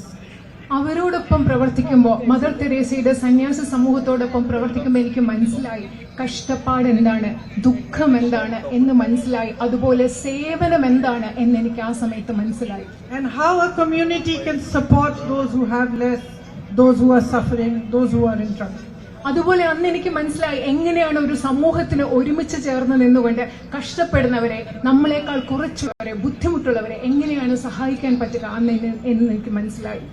When I came here with my brother after the terrible landslide, കഴിഞ്ഞ പ്രാവശ്യം ചൂരൽമലയിലെ ഏറ്റവും വലിയ അവിടുത്തെ ഉണ്ടായ ബുദ്ധിമുട്ടിന് ശേഷം, അവിടുത്തെ മണ്ണിടിച്ചിലിന് ശേഷം ഇവിടെ വന്നപ്പോ, എന്റെ സഹോദരന്റെ കൂടി വന്നപ്പോ അതെനിക്ക് മനസ്സിലായി.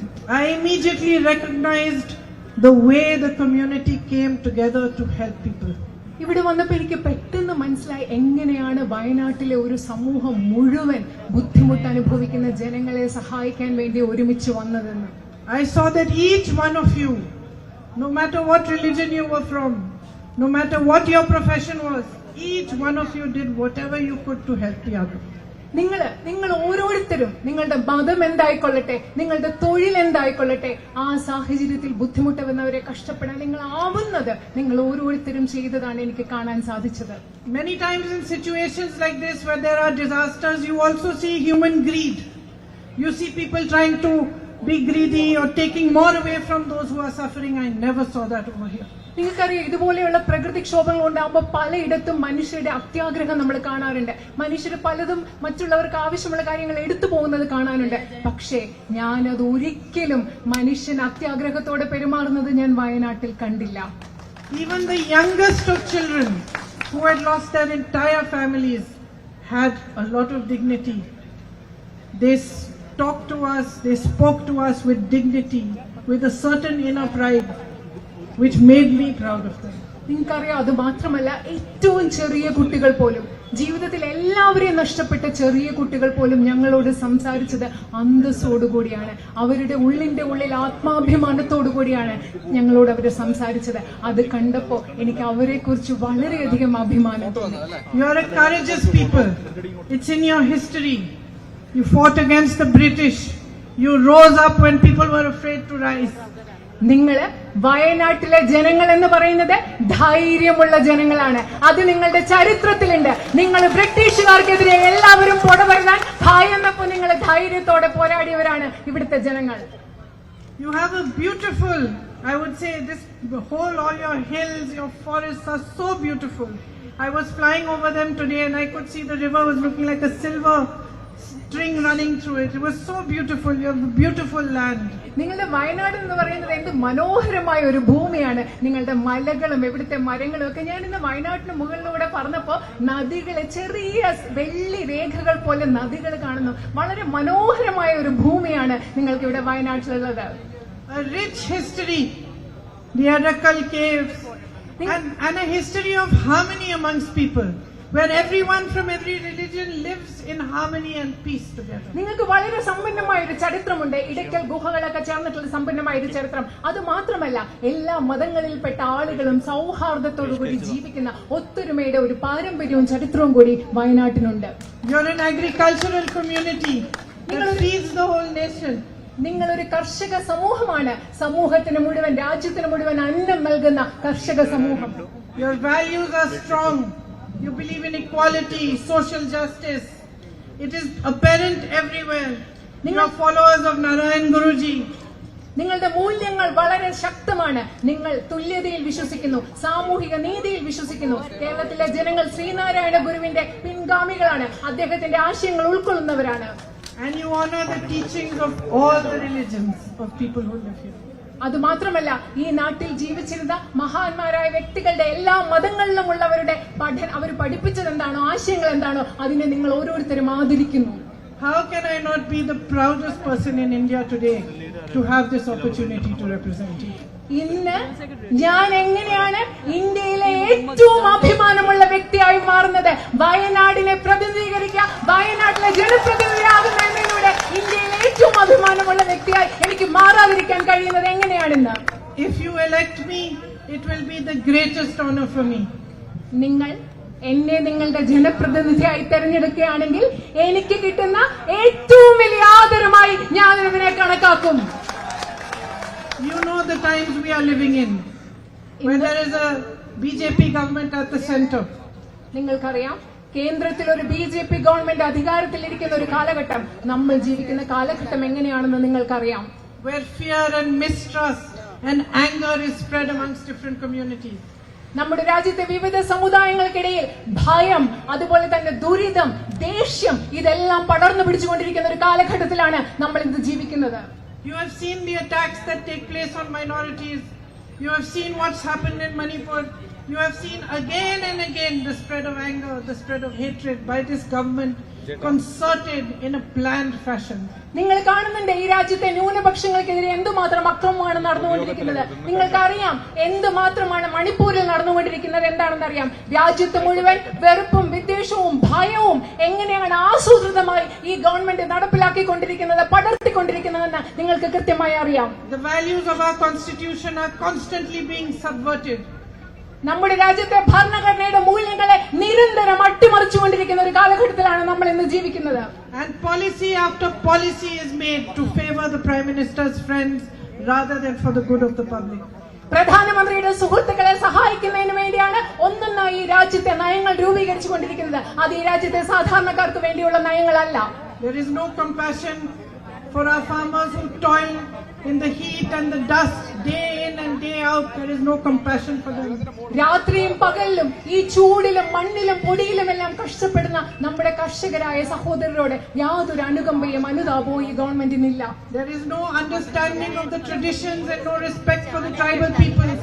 Their lands are taken away and given away to big businessmen. നമ്മുടെ നാട്ടിലെ ആദിവാസികളുടെ പാരമ്പര്യത്തോട് ബഹുമാനമില്ല. അവരുടെ പാരമ്പര്യം എന്താണെന്ന് മനസ്സിലാക്കുന്നില്ല.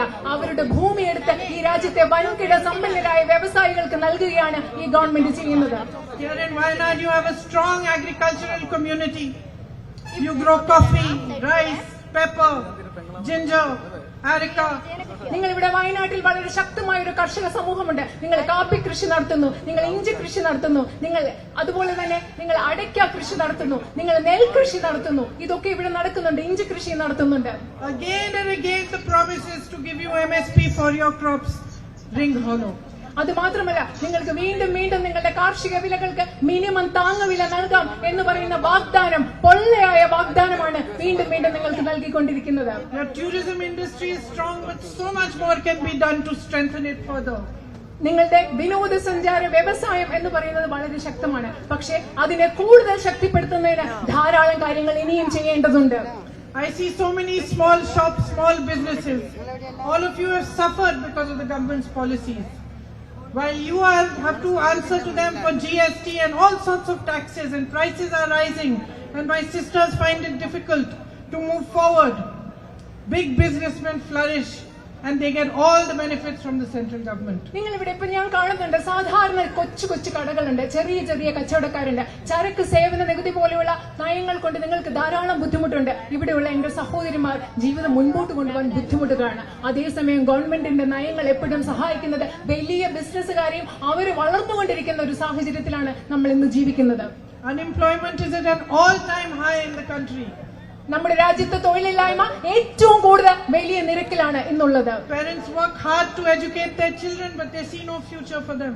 നമ്മുടെ മാതാപിതാക്കൾ സ്വന്തം കുഞ്ഞുങ്ങളെ പഠിപ്പിക്കാൻ വേണ്ടി വളരെയധികം കഷ്ടപ്പെടുകയാണ്. പക്ഷെ തങ്ങളുടെ കുഞ്ഞുങ്ങൾക്ക് ഒരു ഭാവി കാണാൻ അവർക്ക് സാധിക്കുന്നില്ല. You have a hub of sports here, and I know you love soccer, but your facilities are not good enough. They need to be improved. New opportunities need to be created for all these young boys who train so hard and work so hard to play for their state, to play for their country. എനിക്കറിയാം വയനാട്ടിലുള്ള നിങ്ങൾക്ക് sports കായിക വിനോദങ്ങൾ വളരെ ഇഷ്ടമാണ്, football വളരെ ഇഷ്ടമാണ്. പക്ഷെ ഇവിടെ കൂടുതൽ സൗകര്യങ്ങൾ ഉണ്ടാകേണ്ട ആവശ്യമുണ്ട്. നമ്മുടെ രാജ്യത്തിന് വേണ്ടി, സംസ്ഥാനത്തിന് വേണ്ടി ഒക്കെ കളിക്കാൻ തയ്യാറായി നിൽക്കുന്ന ചെറുപ്പക്കാർക്ക് വേണ്ടി കൂടുതൽ സംവിധാനങ്ങൾ ആ മേഖലയിൽ ഉണ്ടാകേണ്ട ആവശ്യമുണ്ട്. And over the years, because of the change in the kind of crops you are growing, you have developed a water issue here as well that needs resolution. അത് മാത്രമല്ല, നിങ്ങൾ വർഷങ്ങളായി പലതരത്തിലുള്ള വിളകൾ നിങ്ങൾ കൃഷി ചെയ്യുകയാണ്. അതുകൊണ്ട് നിങ്ങൾക്ക് ജലവുമായിട്ട് ബന്ധപ്പെട്ട്, ജലസേചനവുമായി ബന്ധപ്പെട്ട ഒരു പ്രശ്നമുണ്ട്. അതും പരിഹരിക്കേണ്ടതുണ്ട് എന്ന് എനിക്കറിയാം. The tribal community needs access to healthcare, needs better access to education, you need better housing. അത് മാത്രമല്ല, ഇവിടുത്തെ ആദിവാസി സമൂഹത്തിന് കൂടുതൽ ആരോഗ്യ മേഖലയിൽ കൂടുതൽ പ്രവേശിക്കാനുള്ള സംവിധാനങ്ങൾ ഉണ്ടാകണം, കൂടുതൽ മെച്ചപ്പെട്ട വിദ്യാഭ്യാസം ഉണ്ടാകണം, അതുപോലെ കൂടുതൽ മെച്ചപ്പെട്ട സൗകര്യങ്ങൾ ഉണ്ടാവണം. While I was coming here, some girls were standing outside their school. They stopped me and I asked them, what is the biggest thing that you think needs to be done? And they told me again about the medical college. ഞാൻ ഇങ്ങോട്ട് വരുമ്പോൾ വഴിയിൽ കുറച്ച് പെൺകുട്ടികൾ നിൽക്കുന്നുണ്ടായിരുന്നു. ഞാൻ അവരോട് സംസാരിച്ചിട്ട് അവരോട് ചോദിച്ചു, നിങ്ങളുടെ ഏറ്റവും പ്രധാനപ്പെട്ട ആവശ്യം എന്താണ്, ഏറ്റവും അത്യാവശ്യമായി ഇവിടെ ചെയ്യേണ്ട കാര്യം എന്താണെന്ന് ചോദിച്ചപ്പോൾ അവർ പറഞ്ഞ മറുപടി മെഡിക്കൽ കോളേജ് എന്നതാണ്. And how important healthcare services are. എനിക്കറിയാം ആരോഗ്യ പരിരക്ഷാ സംവിധാനങ്ങൾ എത്രമാത്രം പ്രധാനപ്പെട്ടതാണെന്ന് അറിയാം. I know my brother has been fighting for it and he has managed, at least with some pressure, to get some progress. But I promise you to fight as hard as him, if not harder, so that they should provide you with the facilities. എനിക്കറിയാം, എന്റെ സഹോദരൻ എന്നോട് അതിനെക്കുറിച്ച് പറഞ്ഞിട്ടുണ്ട്. വയനാട്ടുകാർക്ക് ഒരു medical college കിട്ടുന്നതിന് വേണ്ടി എന്റെ സഹോദരൻ ഒരുപാട് കഷ്ടപ്പെട്ടിട്ടുണ്ട്. പക്ഷെ അദ്ദേഹത്തിന് അതിൽ കുറച്ചെങ്കിലും പുരോഗതി ഉണ്ടാക്കാൻ സാധിച്ചു എന്ന് എനിക്ക് കരുതുന്നു. ഞാൻ എന്റെ സഹോദരൻ എത്രമാത്രം വയനാട്ടിലെ മെഡിക്കൽ കോളേജിന് വേണ്ടി പ്രവർത്തിച്ചു, അതുപോലെ ശക്തമായി നിങ്ങൾക്ക് മെഡിക്കൽ കോളേജ് ലഭ്യമാക്കാൻ ഞാൻ പ്രവർത്തിക്കുമെന്ന് നിങ്ങൾക്ക് ഉറപ്പ് നൽകുന്നു. Another gentleman stopped me on the road while coming here and he told me, he said, promise me that you are going to fight about the night ban, because I come from that side and I do not get leave of 2 days and I have to leave at 4 o'clock to be able to come through the forest. He said, promise me you will fight for it. And he said, promise that you will fight to find some resolution, as much as can be done, for the man and animal conflict that we are facing. അത് മാത്രമല്ല, ഞാൻ വഴിയിൽ വരുന്നപ്പോൾ മറ്റൊരാൾ എന്നെ അവിടെ പിടിച്ചു നിർത്തിയിട്ട് പറഞ്ഞു, എനിക്ക് ഉറപ്പ് നൽകൂ, എനിക്ക് വാഗ്ദാനം നൽകൂ, നിങ്ങളാൽ പറ്റുന്നത് ഇവിടുത്തെ യാത്രാ നിരോധനം ഇല്ലാതാക്കാൻ വേണ്ടി നിങ്ങളാൽ പറ്റുന്നത് ചെയ്യാം എന്ന് എനിക്ക് ഉറപ്പ് നൽകുന്നു. കാരണം എനിക്ക് 2 ദിവസത്തെ ലീവ് കിട്ടുന്നില്ല, കാട്ടിൽ കൂടെ വന്ന് തിരിച്ചു പോകാനുള്ള ലീവ് എനിക്ക് കിട്ടുന്നില്ല. അതുപോലെ നിങ്ങൾ എനിക്ക് ഉറപ്പ് നൽകുന്നു, ഉറപ്പ് നൽകണം, ഇവിടുത്തെ വന്യജീവി സംഘർഷം ഇല്ലാതാക്കാനും നിങ്ങൾക്ക് പറ്റുന്നത് പോലെ പ്രവർത്തിക്കാമെന്ന് എനിക്ക് ഉറപ്പ് നൽകണമെന്ന് ആ മനുഷ്യൻ എന്നോട് ആവശ്യപ്പെട്ടു. So I'm beginning to get an understanding of what are the real issues here and what are the things that are really close to your heart that you want resolution for. ഈ സംസാരത്തിൽ നിന്നൊക്കെ ഞാൻ മനസ്സിലാക്കി തുടങ്ങുകയാണ് വയനാട്ടുകാരുടെ പ്രശ്നങ്ങൾ എന്തൊക്കെയാണ്. നിങ്ങളുടെ മനസ്സിനോട് അടുത്ത് നിൽക്കുന്ന ഏറ്റവും പ്രധാനപ്പെട്ടതായി പരിഹരിക്കേണ്ട നിങ്ങളുടെ പ്രശ്നങ്ങൾ എന്താണെന്ന് ഞാൻ മനസ്സിലാക്കി തുടങ്ങുകയാണ്. But this is just the beginning for me. I want to come to you, I want to meet you, understand from you, my sisters standing here, my brothers, my farmer brothers, my tribal brothers and sisters. I want to hear from you directly what are your concerns, how we should work towards it and find solutions together with you. പക്ഷേ ഇതെനിക്കൊരു തുടക്കം മാത്രമാണ്. ഞാൻ ഇവിടെ നിൽക്കുന്ന നിങ്ങളോട്, ഇവിടെ നിൽക്കുന്ന എന്റെ സഹോദരങ്ങൾ, ഇവിടെ എന്റെ സഹോദരിമാർ, അതുപോലെ തന്നെ കർഷകരായ എന്റെ സഹോദരർ, അതുപോലെ ആദിവാസികളായ സഹോദരർ, നിങ്ങളുടെ ഓരോരുത്തരുടെയും അടുത്ത് വന്ന് സംസാരിച്ച് നിങ്ങളുടെ പ്രശ്നങ്ങൾ എന്താണെന്ന് മനസ്സിലാക്കണമെന്ന് എനിക്ക് ആഗ്രഹമുണ്ട്. I understand what my responsibility is. When I see you all standing here and you've come here to hear me speak, I know that you are coming here out of love for my brother also. എനിക്ക് എന്റെ ഉത്തരവാദിത്വം എന്താണെന്ന് കൃത്യമായി അറിയാം, വ്യക്തമായി അറിയാം. നിങ്ങൾ എല്ലാവരും ഇവിടെ വന്ന് ഇന്ന് സ്നേഹത്തോടുകൂടി എന്നെ കേൾക്കാൻ വന്നു നിൽക്കുമ്പോൾ എനിക്കറിയാം നിങ്ങൾ ഇവിടെ വന്നു നിൽക്കുന്നത് എന്റെ സഹോദരനോടുള്ള സ്നേഹം കൂടി കൊണ്ടാണെന്ന് എനിക്ക് വളരെ നന്നായി അറിയാം. I am his sister. I know what a heavy heart he had when he had to leave you. ഞാൻ അദ്ദേഹത്തിന്റെ സഹോദരിയാണ്. നിങ്ങളെ Venuji is laughing, he also knows. നിങ്ങളെ വയനാട്ടിലെ മണ്ഡലം ഉപേക്ഷിക്കേണ്ടി വന്നപ്പോൾ, വയനാട്ടിലെ ജനങ്ങളിൽ നിന്ന് മാറി നിൽക്കേണ്ടി വന്നപ്പോൾ അദ്ദേഹത്തിന്റെ മനസ്സിൽ എത്രമാത്രം ദുഃഖമുണ്ടായിരുന്നു എന്ന് എനിക്കറിയാം.